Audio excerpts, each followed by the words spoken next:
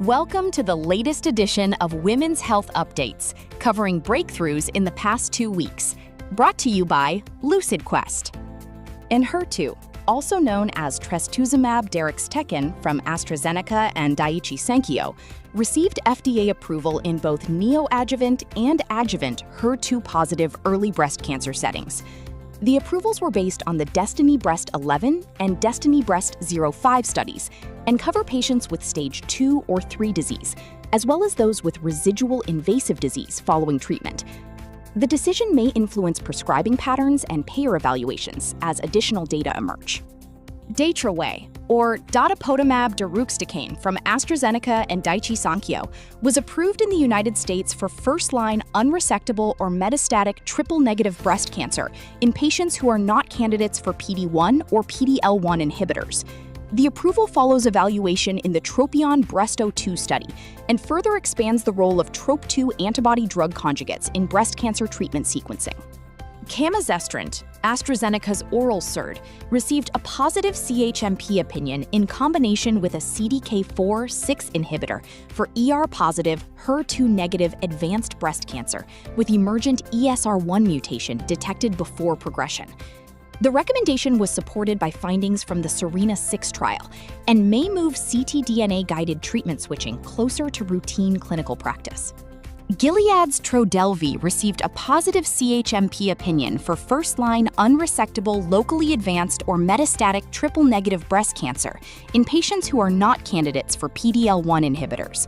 The recommendation was based on results from the ASCENT-03 study and adds further momentum to competition within the TROP2 antibody-drug conjugate landscape.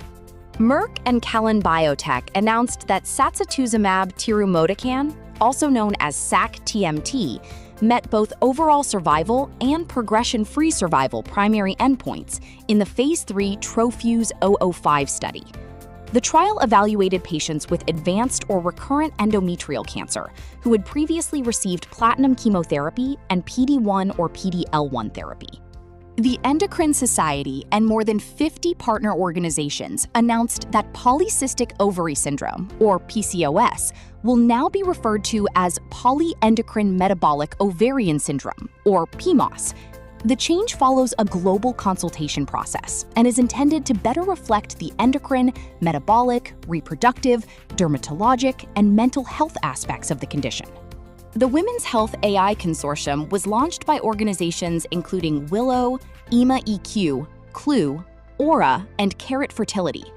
The initiative aims to establish shared benchmarks, ethical standards, and transparent evaluation methods for artificial intelligence applications in women's health, signaling continued investment in digital health infrastructure and AI governance.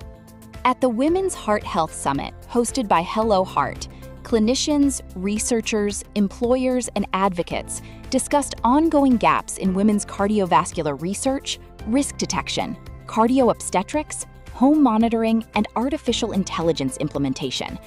The discussions highlighted continued focus on improving cardiovascular care and early risk identification in women. Stay ahead in women's health research. Like, share, and subscribe for our updates. Visit www.lqventures.com or email us at info@lqventures.com